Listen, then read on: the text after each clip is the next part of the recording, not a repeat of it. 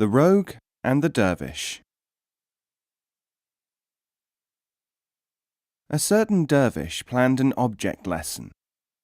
He paid an actor to go to a town and set himself up as a religious teacher. "Collect all the disciples you can," he said, "pretending to be a man of great sanctity. When I arrive, I shall unmask you. The people will realize that they have been fooled and will listen to my teachings once I have shown them how shallow are their beliefs." Some months later, the dervish entered the town and made his way to the mystic's house. There was the actor, surrounded by adoring disciples who were showering him with gifts and praising his every word. The dervish started to speak. "O people, know that I have come to explain everything to you. I sent this man to prove how people will believe anything if they want to. Now I shall give you true teaching instead." The actor said nothing at all. The people seized the dervish and carried him off to an asylum as a madman. The actor came to the barred window one night and said to him, "Although a vagabond in appearance, I was wise enough to accept your advice. Although a wise man in your own opinion, you were foolish enough to believe in your own plans. A crooked plan will benefit only the crooked, and a wise one only the wise."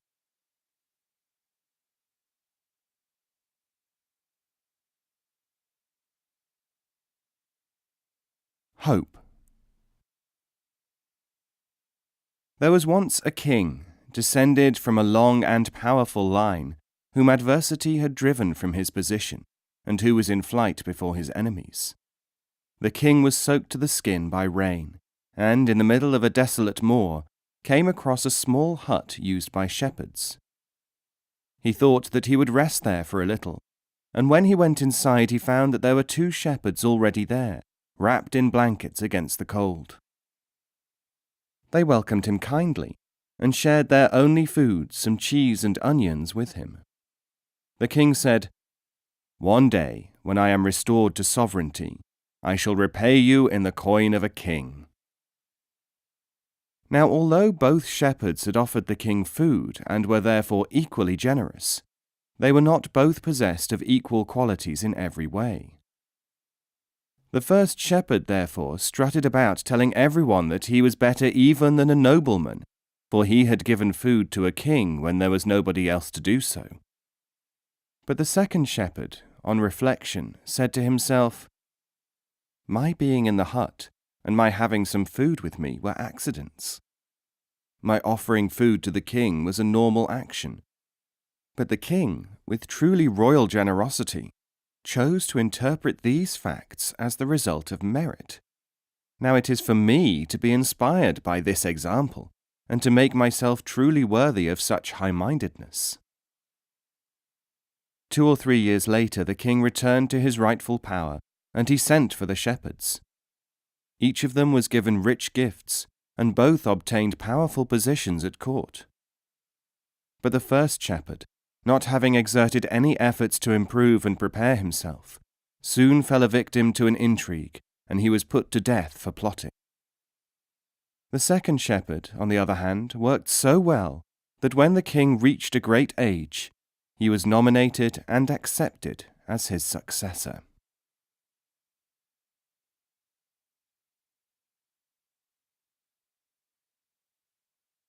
Wanting. If you want to be with the teacher when he wants you to be apart from him, you must obey him or shun him. If you argue about it, you are worse than disobedient. Halkavi.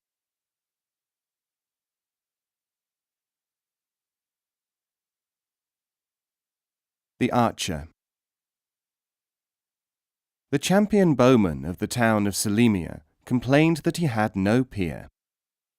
"These people, the Salamites, are no archers, and thus they cannot judge my excellence," he repeated again and again to anyone who would listen. He convinced everyone of his unhappiness. One day, a certain Sufi master was passing through the town and stopped to drink some tea. In the tea-house, the people told him of the miserable archer. "He may believe that he is suffering," said the sage, "but the All-Highest has in fact been more than kind to this man. Had he been placed among archers, he would have been in constant fear of being outdone. If he had really needed adversaries of his own quality, nothing would have prevented him from finding them. Until man and his audience can hear the unspoken message and forget the spoken one, he will remain in chains."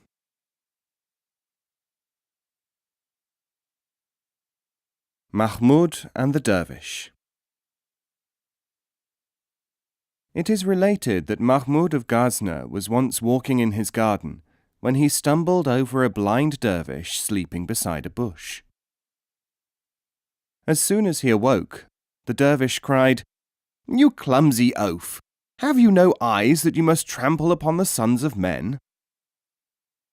Mahmoud's companion, who was one of his courtiers, shouted, "Your blindness is equalled only by your stupidity. Since you cannot see, you should be doubly careful of whom you are accusing of heedlessness." "If by that you mean," said the dervish, "that I should not criticize a sultan, it is you who should realize your shallowness." Mahmoud was impressed that the blind man knew that he was in the presence of the king, and he said mildly, "Why, O dervish, should a king have to listen to vituperation from you?" "Precisely," said the dervish, "because it is the shielding of people of any category from criticism appropriate to them which is responsible for their downfall. It is the burnished metal which shines most brightly, the knife struck with the whetstone which cuts best, and the exercised arm which can lift the weight."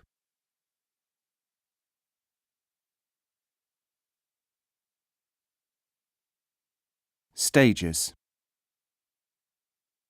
First, I thought that a teacher must be right in all things.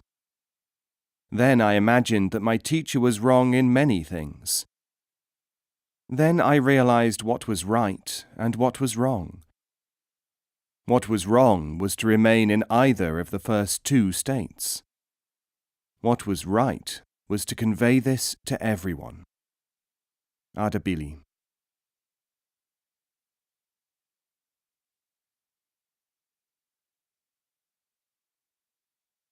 What is in it? A certain Bektashi dervish was respected for his piety and appearance of virtue. Whenever anyone asked him how he had become so holy, he always answered, "I know what is in the Quran."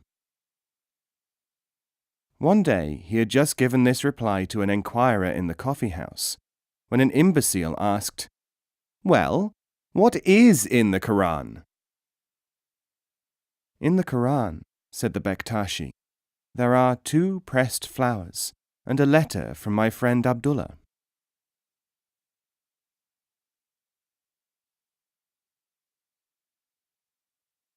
Sound and unsound.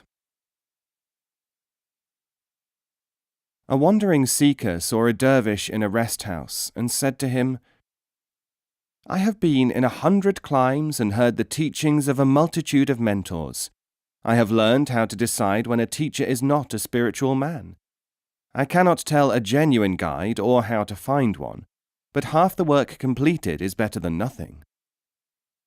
The dervish rent his garments and said, "Miserable man! Becoming an expert on the useless is like being able to detect rotten apples without learning the characteristics of the sound ones. But there is a still worse possibility before you. Beware that you do not become like the doctor in the story. In order to test a physician's knowledge, a certain king sent several healthy people to be examined by him. To each the doctor gave medicine. When the king summoned him and charged him with this deceit, the leech answered, 'Great king, I had for so long seen nobody but the ailing that I had begun to imagine that everyone was ill, and mistook the bright eyes of good health for the signs of fever.'"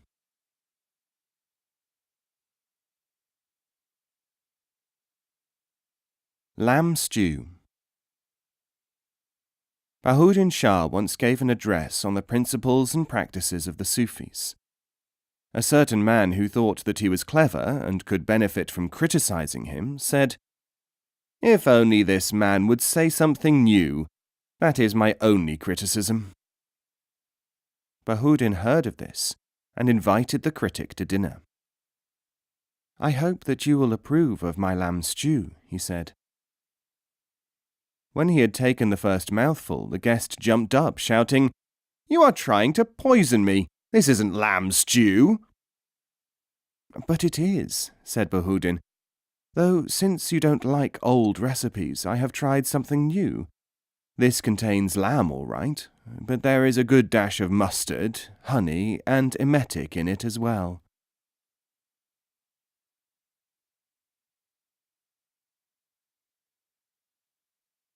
Finding fault.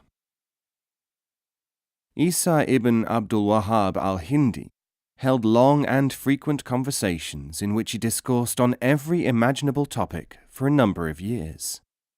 One day, a certain respected sheikh called upon him and said, "My heart is heavy, for it is reported that you have spoken critically of me on many occasions."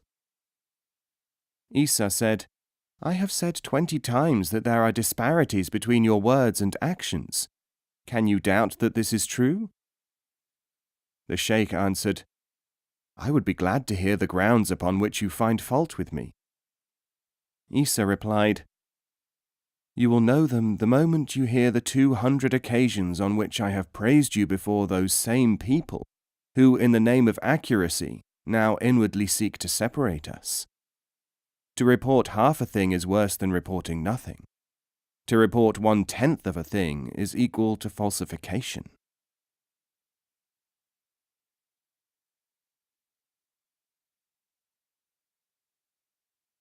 Hearing.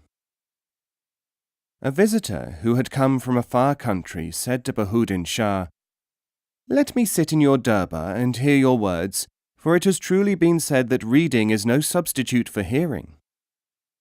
Bahudin said, "Alas, if you are not deaf, it is sad that I should have had to wait so long to welcome you here. You see, I never give any lectures nowadays." The visitor asked why. Bahudin said, "I have never given any lecture since a group of partially deaf people came one day. I said, 'Do not be like a dog or a swine,' and after they left me, they fell out, disputing as to whether I had said, 'Be a dog,' or even, 'Eat swine's flesh.' With the written word, this is not possible. If you are blind, someone can always read to you."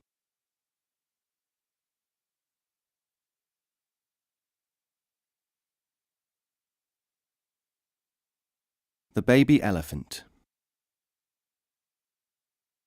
Once upon a time, there was a baby elephant who heard someone say, "Look, there is a mouse." The person who said it was looking at a mouse, but the elephant thought that he was referring to him. Now there were very few mice in that country, and in any case they tended to stay in their holes, and their voices were not very loud. But the baby elephant thundered around, ecstatic at his discovery. "I am a mouse!" He said it so loudly and so often, and to so many people that, believe it or not, there is now an entire country where almost everyone believes that elephants, and particularly baby elephants, are mice. It is true that from time to time mice have tried to remonstrate with those who hold the majority belief, but they have always been put to flight. And if anyone ever wants to reopen the question of mice and elephants in those parts, he had better have a good reason, strong nerves, and an effective means of putting his case. A request. If you enjoyed this book, please review it on Amazon and Goodreads.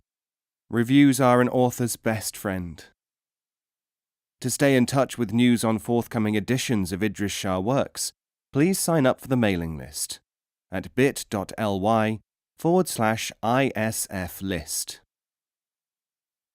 And to follow him on social media, please go to any of the following links: twitter.com/Idries Shah, facebook.com/Idries Shah, youtube.com/Idries Shah 999, pinterest.com/Idries Shah, bit.ly/isgoodreads, and idriesshah.tumblr.com, or the main website at idriesshahfoundation.org. That was Wisdom of the Idiots by Idries Shah. First published 1969, published in this edition 2015. This work is copyright the estate of Idries Shah, all rights reserved. This audiobook has been narrated by David Ault and is released in association with the Idries Shah Foundation.